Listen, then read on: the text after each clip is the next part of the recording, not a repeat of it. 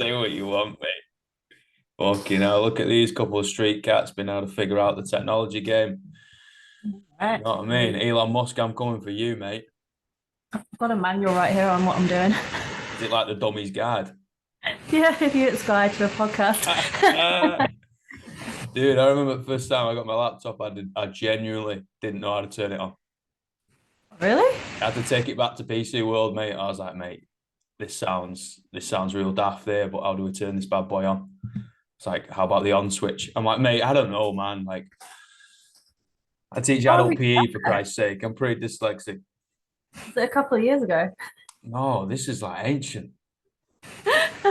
No, I'm still on the same computer. Like my phone buggered out this morning, and I'm like, well, I have had this phone for, what is it, 4 years, 3 years, something like that. I'm one that will just like sellotape it back together and just keep going. Like, what's the point? I don't need a brand new one. Yeah. All right. I'm shocked. Surely I, you're like the generation where you grew up with more technology than I did. I didn't well, have a mobile phone till I was about 17 or something. I didn't have a mobile phone until I nicked one. Come on now. Okay. Oh yeah, Manchester, my bad. Manchester, in it, mate. You know what I mean? Nah, I don't know. It's not really been my thing. And we were pretty broke, and then you kind of leave home, you do your thing, and I was very broke, definitely broke. So it's like, well, Yeah. I'm not really a materialistic guy, so I've never really had a big pull. If it works, it works. Let's do it. Yeah, I guess I like started working in sort of IT tech kind of area when I was 19. Yeah. So I was ex pretty much, apart from like the really old school mobile phone I had, like after that point, it was all just in tech. So I You've just got kind of to just then. You've little, got to stay relevant. You know what I mean? Like, but I've slowed right down now. Heck, I don't know. I don't bugger all now compared. shit. Like I didn't know you could get the mouse onto two screens. I didn't know you could pull it across two screens. I have to get like members to come help me with the laptop and that. And I was like, guys, you pay me to help me with your fucking squat. You don't pay me to, work with a laptop and that. But Yeah. I maybe was one just day. able to maximize the screen, hey? Dude, it's over my head. But pillars, mate. Yes. Mate, talk to me. The pillars. Oh, okay. Yeah, it's an accountability program, mate. Mm. That's what it's it all really originated back in lockdown number one. Oh And shit. Someone like 2020. yeah, I guess so. Yeah, 2020. Yeah. Uh 3 year, man. yeah, Christ. yeah. And it took me a good probably year to fully create it. I've got something in my eye, sorry. Um, that's still in there. Um, and it's a thing that I'd already been doing with my clients. Obviously, I have a sports massage business aside, well, is my main gig. And it's something I've been doing with my clients because it's a way I've been living myself. Is like taking care of these four things: sleep, mind, body, and fuel. And I'm very much a person who believes like you've got to walk the walk if you're talking the talk.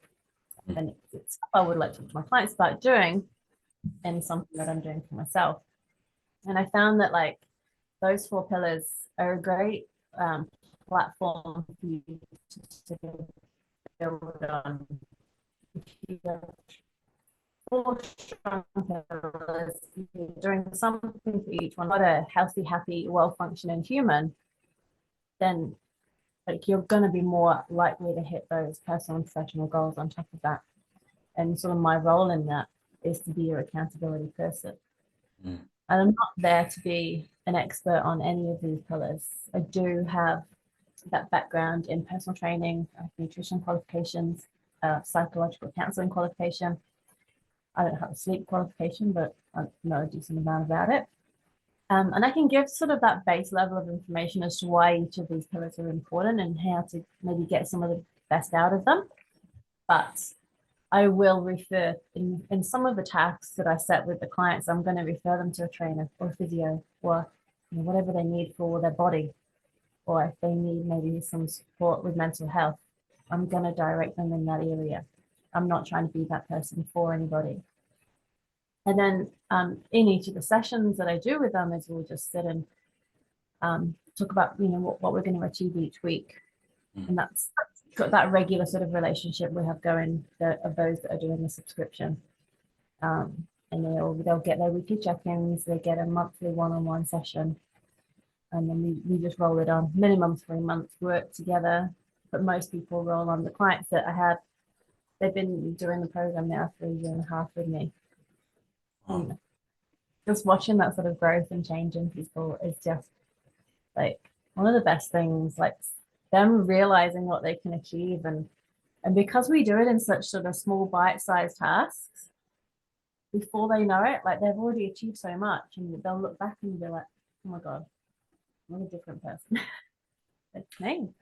Yeah, what's that like being on your side of the fence, helping the facilitation of somebody through that journey, right? And being able to, I guess you can see 2 more steps ahead than they can, right? They can only see their feet, and you're looking up to see where they're going. What's that like? Because I mean, I get it from a physical perspective in the gym, right? And you're also now attacking the other 3 pillars as well. Yeah. And what is that like for you on that side of the fence? It's a really cool like position to be in because you're there and you can see that potential for them, and you've got like that sometimes that little bit more belief in them than they have in themselves. And you're like, how would you feel about maybe we looked at this, or maybe, you know, give this a try? What do you reckon? Because I'm not going to be like, you've got to do this now. I mean, I'm a bit cheeky and I'm a bit blunt with them sometimes because sometimes that's what you need. Like that little bit of like, well, is this even important to you? Because if it is, then let's give it a crack, eh? Mm. Um, and you just sort of give them a little scoot along. You can do this. Why do you think that you might not be able to do this? Tell me. Let's have a chat about it. It's Do you, great. Go on. do you think it's the fear of failure that people don't want to give it a bash? Absolutely. Like we're humans, and it's inherently in us to be a little bit like fearful of failure. It's the ego. It's some for some people. It's even that little bit of arrogance of like, and also there's that thing of like, well, if I don't give it a try and I can't fail, it's, you know, I've not lost anything. Yeah. Um, and the other part is like, I've done this in myself years ago with that. I I have this like performance anxiety issue with myself that I've always wanted to like not let it hold me back. Um, I I I've been, like I've been a musician since I was 5 years old, and I cannot find enjoyment playing in front of people because of the of like fear. It like stops me being able to breathe properly, and I'm inherently play wind instruments. Um, but I sort of gave myself this go of like self-teaching with guitar, and I like go and do like open mic nights, like just singing and playing guitar. Um, and for the longest time, I didn't have a guitar that had the, I don't even know what it's really called, but like where you plug in like Uh, the amp thing. oh, mate, you're asking the wrong guy here. You know what I mean? String instruments are not my thing, but where you plug it in. And I didn't have one. And so like the first few times I went along, we tried a few different options and they weren't really truly working. And I think a little bit of me deep down was like, well, this is the reason why I can, it's like, it's why I'm not doing that well, or something along those lines. And like I actually held back getting myself a guitar that actually had the plug in, because if I had the good guitar and I went to give it a go, I still wasn't happy with my performance. Well, I can't blame it on the guitar anymore.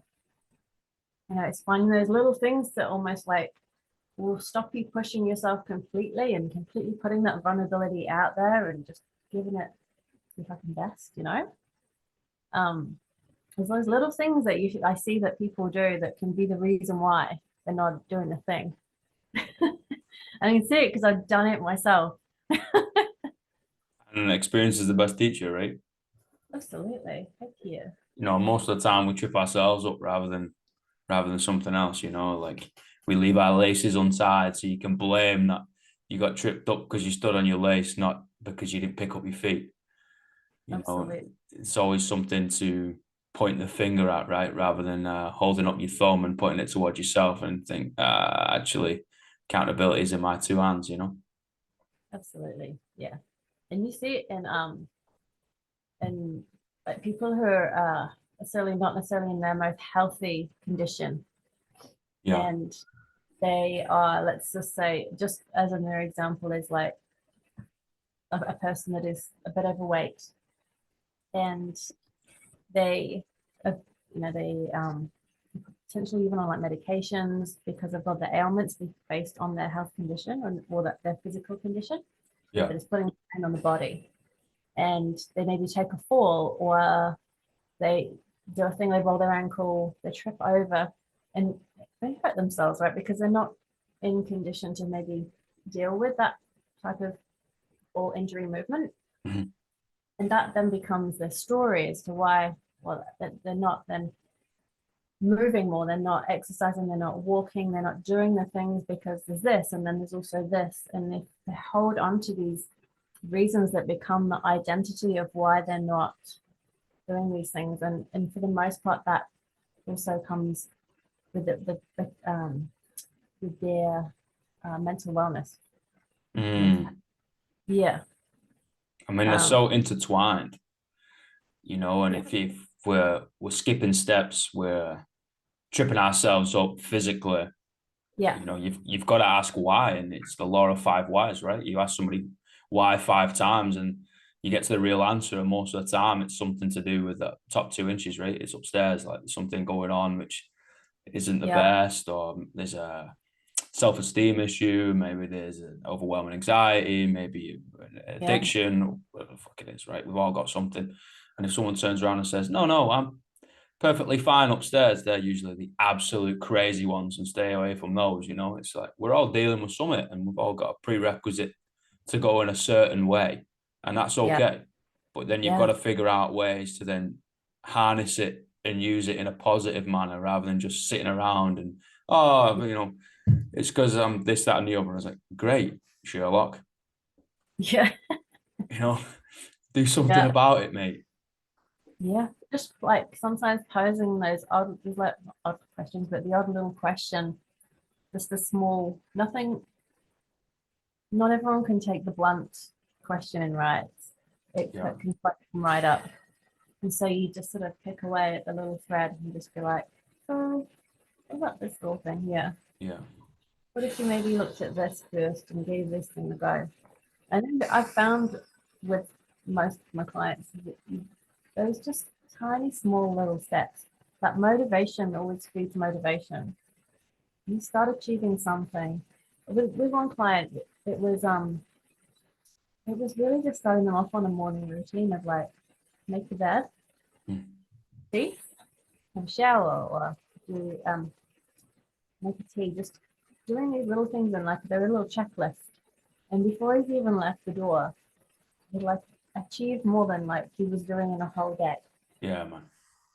And then it's just like maybe it would only been about 3 or 4 weeks later, because this person that I'm talking about now was someone that would come in to see me physically rather than like a video call. Mm-hmm.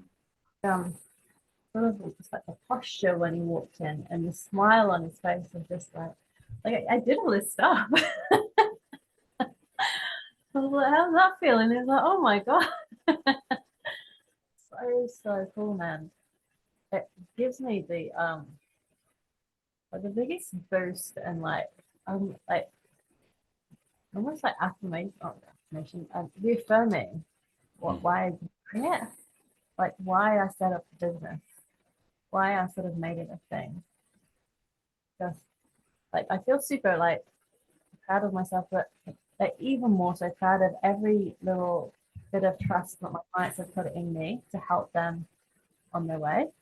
Mm. It's such a big honor. Like, I mean, I say this with I think it's the same with trainers as well. Like when people come in to get a sports massage, and like I'm someone that talks quite openly, and I will definitely share a lot about myself. I've always been a sharer, even before I was doing this kind of job. And I actually found like it was something that ended up hugely connecting me with my clients. But because I share myself and even my own vulnerabilities, like it could be 10 minutes, 15 minutes into like the next session, and people are like just talking about anything and everything. And they're like, I don't normally talk like this with people. I'm like, it just gives me such a mean feeling that like I've created a space for people to be able to open up. And even then, you look at that, the physical change in them whilst they're on the table, like I'm massaging, and I can feel them unwinding under my hands just as they're talking. And I've probably haven't even done a great deal yet, just warming them up. And that's like, it's a big part of my job, because remembering that everything we're experiencing in our lives mentally has that physical response in the body. And you sort of start to unload a bit of that stuff, and the body just unloads with you. Yeah, it's just like when you have that hard conversation with, a mate, with your significant other, even with yourself, right? And you have a bit of a cry, or you get a bit angry or whatever, and you need a sleep afterwards. You feel like you need a nap. It's like, yeah, it's that emotional release. You've let go of something, man, and you can literally feel it with the palm of your hand. Yeah.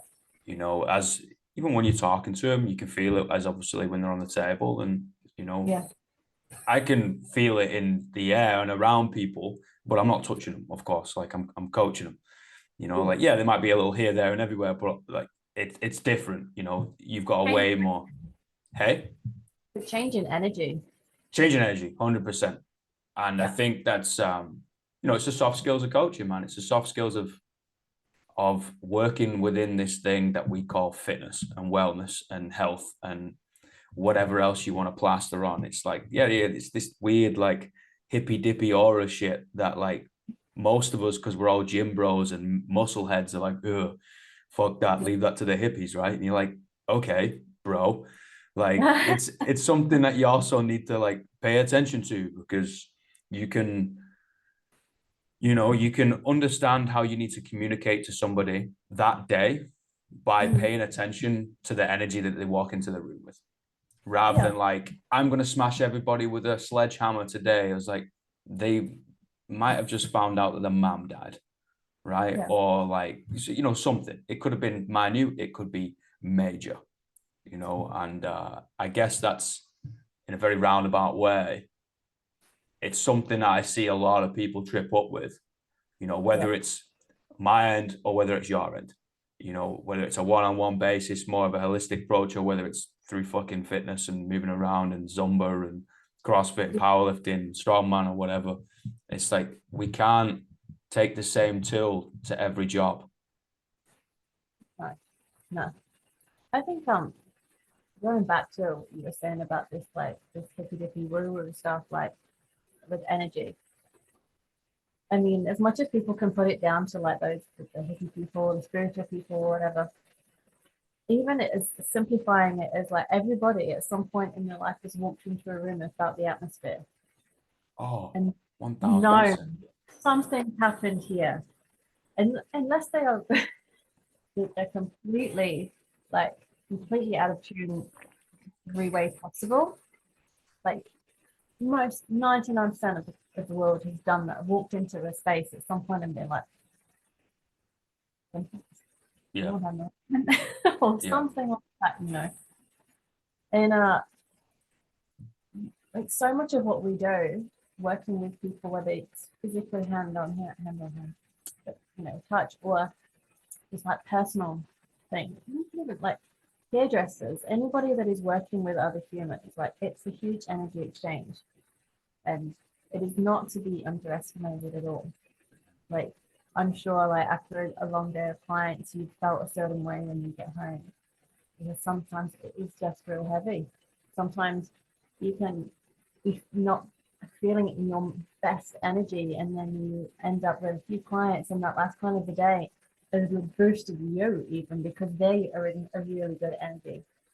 And it just feels the most amazing thing. And that is just complete like connection, like connecting with people. It's something that I don't think we can and should ignore. I do. Yeah, I don't think we can. I don't think we can ignore it.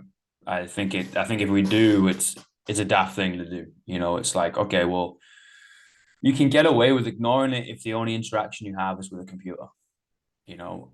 But then even that, like you can tell when people word an email differently or they're a bit too brash. Obviously, we're adding tone to letters on the screen, right? So I could be Yeah. speaking out my ass, but you get a feeling, your taint starts tingling a little bit, you know, you're like, this don't back it in you.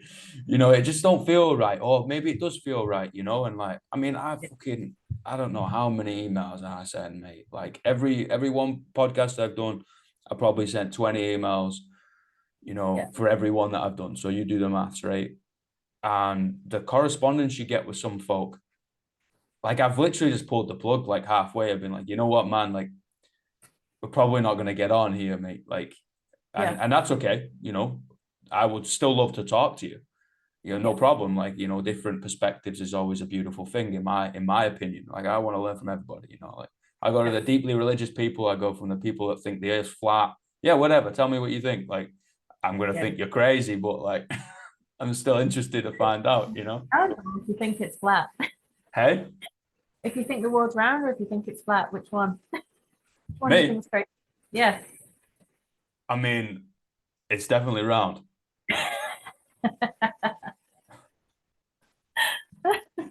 But mate, I'm blonde as fuck, mate. You know what I mean? I'm a northerner. I couldn't even turn my laptop on. The only thing I know, mate, is I know nothing, and that's how I live my life. You know, even the definites in my mind are a Yeah. definite of a timestamp. You Yeah. know, it's at this point in time. Maybe in 5 minutes' time, I'm going to think about something else and disprove my own theory or Yeah. disprove my own thought. Like, great, like let's do that. You know, I'm fucking open to change, no problem. Yeah. It's But it's the thing that most of our like black belts in jiu-jitsu do, like obviously I trained to do jiu-jitsu mm, and like what most people by the time they get to that black belt, they already know that they don't know anything.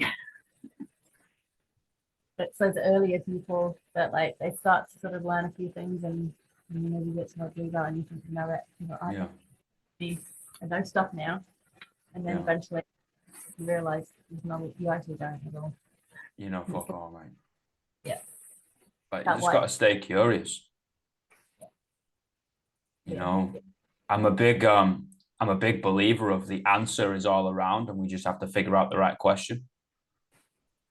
You know, the answer is the universe. You know, we got to figure out the right question, ask it. You know, the answer is the relationship or the job or whatever. They've got to figure out the right question. You know, and it's being able to navigate those little pathways and then communicate it, right? Like, fuck, what do you see on that side? Like, I only see my perspective. You know, what do you yeah, see from over there? It's like, oh, well, I see a goblet. Well, I see two faces. You know, it's that age old picture, right? Where whichever one you see is different, and it's like, yeah, that's wasn't cool. that thing, hey, of like literally every single person that you have a relationship with has like knows a different you. Different you. Yeah, that's scary. Yeah, Like, it actually like the first time like I really connected with a sentence was like that blow my fucking mind. yeah, Like how wild is that? That who actually truly knows the real you? Is it even you?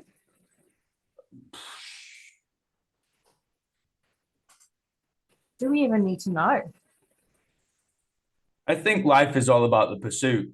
Um, I We're really think evolving. it's, huh? We're evolving constantly. Exactly, and I think it's all about that journey, that walk. You know, that evolution.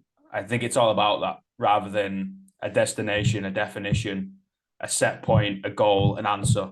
I think it's Yeah, just like, what direction is it? And then where does it go? And then like being able to kind of swim around like that and figure it out and then disprove yourself. And yeah, I think that is the point yeah, rather than yeah, it being defined and in stone and, you know, we are correct yeah. all the time. It's like, well, potentially we are. But what Yeah. if we're not? Like, What- what if we're not? Yeah. I think that like it's a really important thing like to remember and realize that like there's no final point for us. There's no final point necessarily even for life. Like constantly always looking for that like end point of personal development. When I get to this point, that's me, sweet, I'm going to be happy. When I achieve this goal, that's me happy.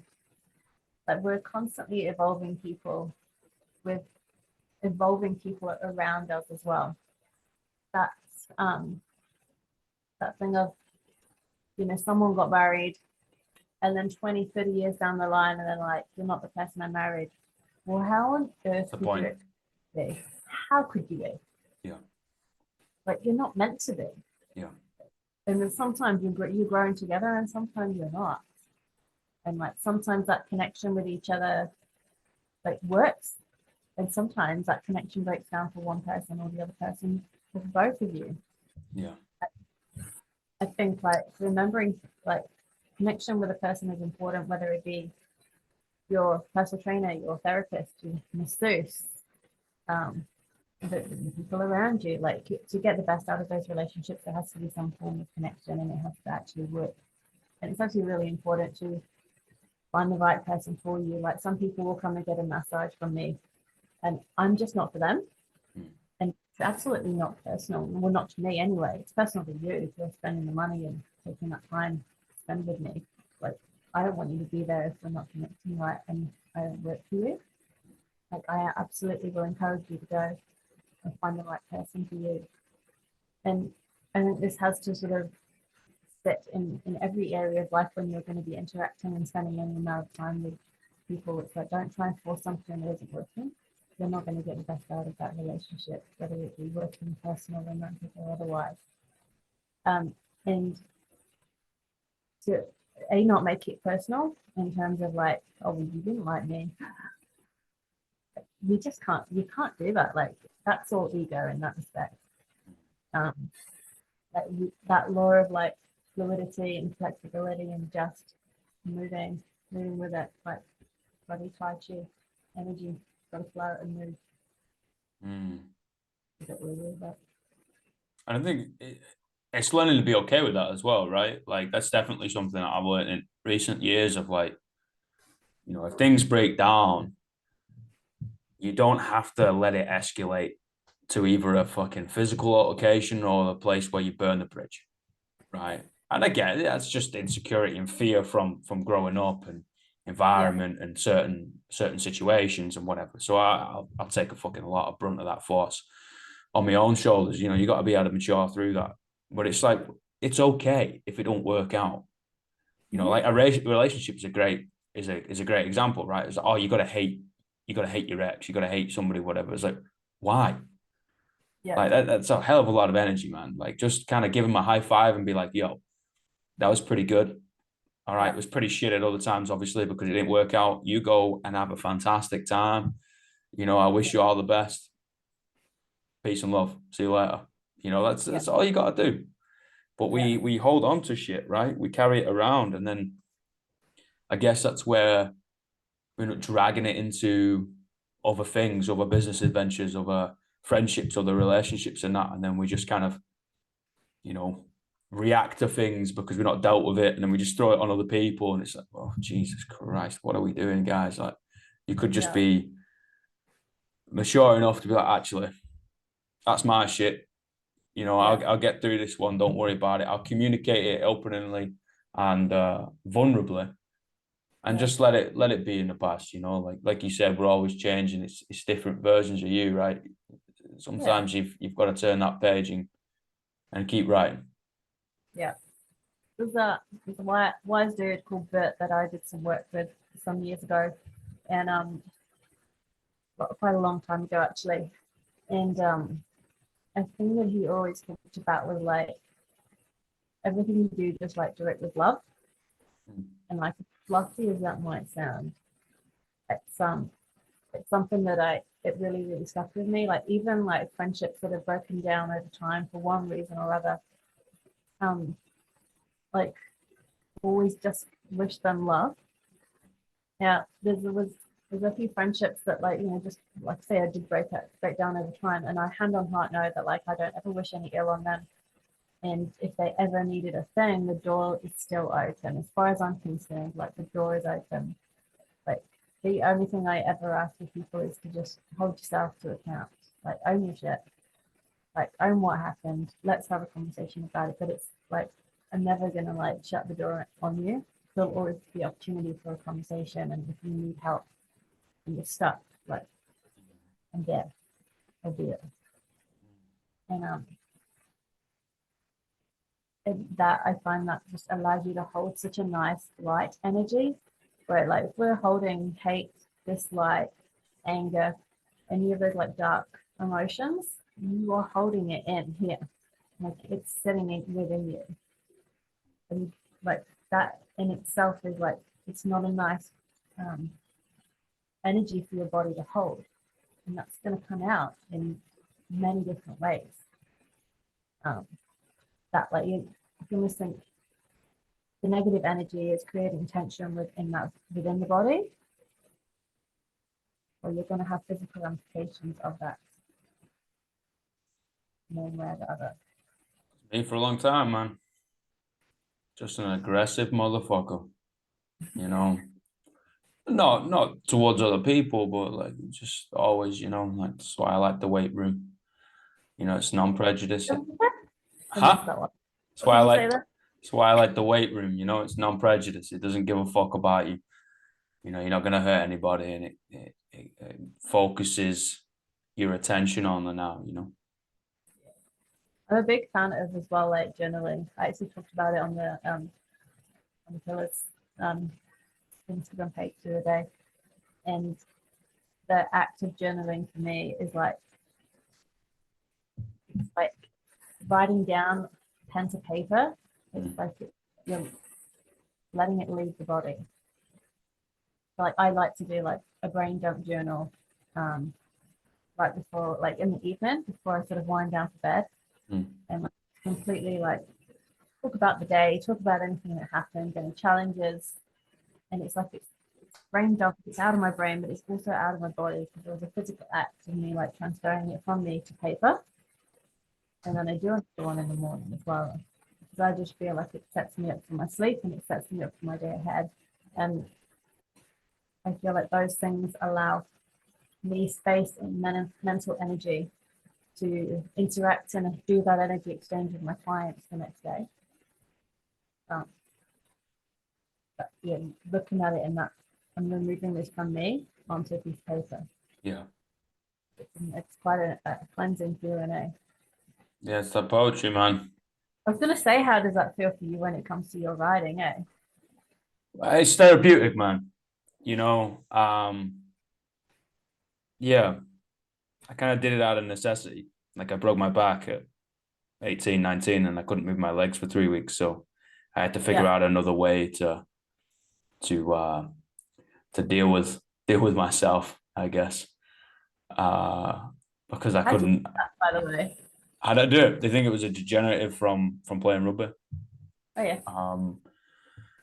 And I was stretching at the time, and a complete rupture of my L5S1. Yeah, so. Gnarly. But hey, I'm still here. I'm still alive. I'm still kicking. Yeah. Just some days, but I'm still fucking here. Yeah, it's therapeutic for me, man. Yeah, it's one of those things where it's quite strange. I write it down and I forget about them. I forget about what I write, and I can't remember a lot of the stuff in both the books and that. So I have a complete detachment from it. And I think that's what helps me anyway. Kind of having a character that has no descriptors. There's no noun attached to it. It's not a name. It's not like, oh, look at this guy. I was like, go fuck yourself, mate. Like it's person, and people go through this. It's not a dude that goes through this. It's not a whatever that goes through this. No. It's people. Like we can all relate to that. I chose a certain word. You'll choose a different one. You know, great, but the emotion attached to both of them, we both know. You know, we feel that. Yeah. But it's therapy, mate. Yeah. Yeah. I guess it's become therapy. I certainly didn't start writing poetry to get pussy, mate. It don't work. You know what I mean? That certainly does not work. You know, I would not recommend it. But I'm fucking with you. I'm just joking around. No, it's I think everybody needs to do something physical and something creative. You know, I think everybody needs to be able to attack it in a double whammy. But anyway, we need those 3 questions. I've got 4 minutes, and Zim's going to kick me out. Yeah. What's the greatest piece of life advice you've ever received? Then, drop the knowledge bomb on me. That same person, Bert, who I spoke of earlier, he encouraged me to learn and like work with the Serenity Prayer. God grant me the serenity to accept the things I cannot change, the courage to change the things that I can, and the wisdom to know the difference. And it's a main thing that I'll pretty much apply to any challenging situation. Like, can I do anything about this? If I can, what can I do? And like understanding the difference of the things that you control and the things that you can't. Love it. And it's actually one of those that they use in like Alcoholics Anonymous and yeah, it's great. It's great. I think it's something that many of us could use and benefit from. Yeah, I think so. What's the worst? I don't think it was life advice, but it was advice at the time. Many years ago, I was in what you probably would call these days a situationship. So, but definitely something that was never going to go anywhere, but I was fully into it. And my friend was like, "Oh, just stay in it, and eventually it will just become a thing." Fortunately, I didn't. Wow. Yeah, fortunately, I had the foresight to pull the pin. Yeah. And then what was the last one? Oh, last one. What are the 3 words you tell your younger self? I don't know with that one, eh? I try to really give that one a good thing because I know that younger me wouldn't have bloody listened. There was many times like an older brother, an older relative, like friends and stuff like being in that music world or environment. There was a lot of older people around me that were always giving great advice. Well, maybe not, but didn't listen. I just won't listen. I fully hand on heart say that like up until maybe I was in my 30s, that I always thought I knew my shit and I got it sussed. And it wasn't until I was in my 30s that I realized that I hadn't got a bloody clue. And every year it's the same. You just realize I don't know a bloody thing. So I don't know unless it would be something like you've no idea. I like that a lot, man. Yeah. You've no idea. Yeah. I think that's what I'll go with. Chief, appreciate your time. Yeah, thank you, mate. Oh my God, I've lost the ability to speak now. It was fun. Mate, you know me. There's a seat at this table whenever you want. You know, like I'll fucking listen to you talk all the time, mate. Don't worry about it. We can talk shit whenever. Down for it, mate. Maybe I get the big mics out and we do it like in person and that. Because then I don't have we don't have a time limit and we can do our thing. All right then. Yeah, sounds good. Mate, you have a good day and I will catch up tomorrow sometime or whatever. Yeah, sweet as. All right. Bye, everybody. Thank you.